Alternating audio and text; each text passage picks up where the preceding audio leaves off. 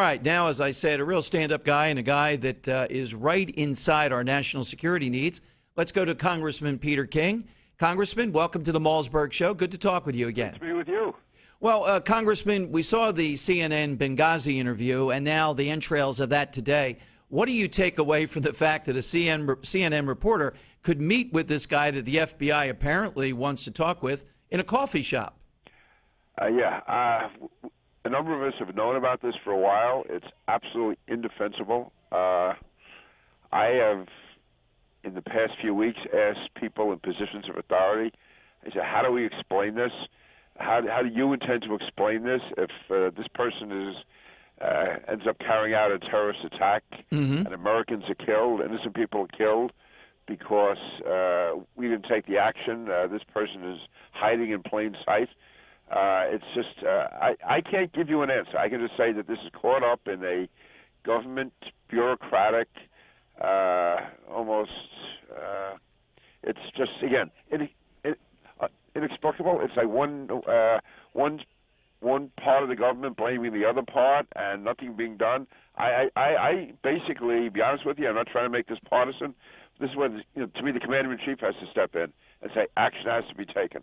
I mean, basically call 3 or 4 people into his office and say, one of you has got to get this done. There's different agencies involved. There's right. Different, and just do it. I mean, there's no excuse. This shouldn't take more than 24. This should have been done months ago. It shouldn't take more than 24 hours now to get the job done. Congressman, too, the time issue here, shockingly, when we saw no Americans that could have come to the aid of these guys over 7 or 8 hours, which is hard to believe.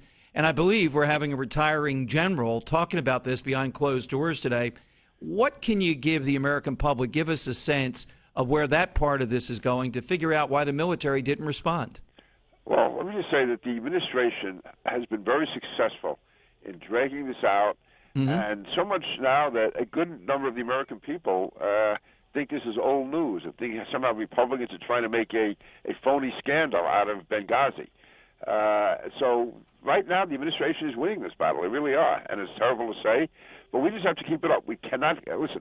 There are scandals and there's scandals. There's mistakes and there's mistakes. But when you have 4 Americans dead, to me, everything else should stop until you find out why it happened, why it was allowed to happen, make sure it never happens again, and go after those who are responsible. This goes beyond the realm of politics. It goes beyond the realm of give and take and back and forth. In the years I've been in Congress, this is to me, one of the most egregious errors, not even so much because the mistake was made in the first place, and the mistakes. And, let's face it, in life, in government, whatever, sometimes mistakes happen. But the fact that from the first moment on, there's been a cover-up, that's what's absolutely... Yeah, and Congressman, I get it. Maybe they shouldn't have been there. Who knows what mistakes, or maybe there wasn't enough security, but not riding to the rescue. That's the part that is inexcusable. Now, let me turn to you. I've seen you on a couple of national shows recently. Putting your foot in the water potentially as a presidential candidate, if you did run, what would be the portfolio? What would be the animating issue driving Peter King to throw his hat in? The main reason would be that we have to do away with political correctness when it comes to fighting terrorism. We have to put American interests first. We can't be worried about what the New York Times is going to say. We can't be worried about the United Nations is going to say. We have to do what's right for America, and that means taking aggressive action when we think it's in our national interest to take it. And by taking aggressive action, I'm talking about systematic and targeted operations. That ends up saving lives in the long run. It reduces the chances of a larger war. And basically, it's to stop apologizing for America and doing whatever has to be done here and overseas to defeat terrorism. Hey, and toward that end, I would appoint today, if I had the power, Ray Kelly, the head of Homeland Security. I think that would be a spectacular, finally saying we're putting an unbelievably competent person in charge. Ray Kelly is a superstar. He and I actually went to grade school. He was 2 years ahead of me, so I didn't know him at the time. And my father did train him actually in the police academy. So I've known Ray for a long time. But more important than that, he's a great commissioner. What he has done is he has set up such a counterterrorism unit in New York, an intelligence unit, that they've stopped 60 different attacks against New York. And on crime, we used to have over 2,000 murders a year in New York. Now we're down below 400. And you know what the result of all this is? The Civil Liberties Union and CARE and the New York Times, the Associated Press, are all either suing or attacking Ray Kelly they accuse him of profiling, they accuse him of violating civil liberties and civil rights. He has the best record of any commissioner in the country. And when you take the fact that we had over 2,000 people killed in previous years, going back into the 80s and early 90s, and now it's down to 400, and when you realize that the overwhelming majority of victims of crime in New York are African-American men, young men in particular, think of all the African-Americans who are alive today in New York because of Ray Kelly's policies, yet these civil rights groups are attacking him and accusing him of profiling and bias and racism. It's absolutely disgraceful. Well, and Congressman, in Philadelphia, we have people wanting to model what you guys do in New York, which is to put a mandatory penalty on if you have an illegal weapon, and I agree with that, but isn't it the stop and frisk program with probable cause? Isn't that really what's been the driving force here? It certainly is. One, it takes guns off the streets. It goes into neighborhoods. It reassures people. But more than that, it tells the bad guys they can't go out of the streets. Yeah, exactly. It's been a total success. And also with terrorism, the department's done a phenomenal job. But on crime, the police have taken the streets back.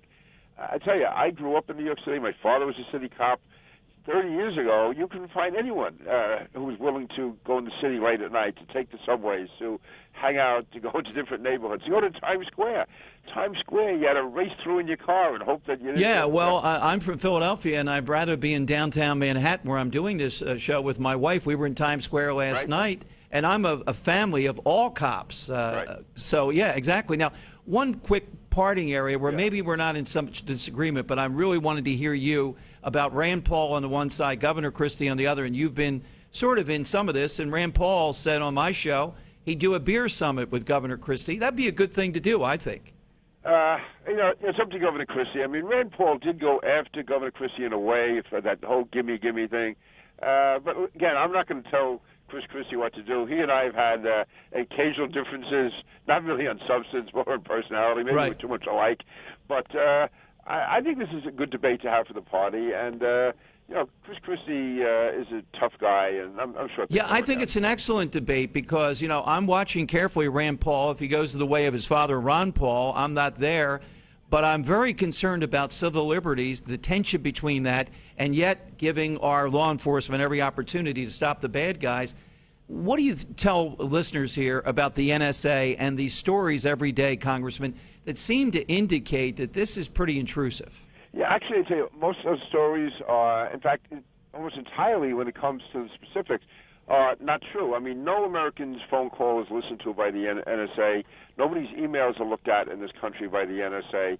And no emails have even been collected by the NSA. What they do collect is the phone numbers of calls back and forth with no names, no addresses, just the numbers and the duration of the call and the date. And then if a terrorist number comes in from overseas, they drill it down to see if they've spoken to anyone in the U.S. At that stage, they're allowed to look to see what other numbers they called, but then if they want to listen in the future, they have to go to the FBI. The FBI has to go to court and get a warrant to listen. So the NSA is really stockpiling or storing up numbers and for the purpose of when a future call comes in involving terrorism, that they can drill down on it. Hey, hope to see you on the presidential trail. You would add a lot to the race, Congressman. Thank you very much for joining us. I'll be up in New Hampshire this weekend, up in Carroll County in Wakefield. So. Have a good time there. Thank you, Congressman.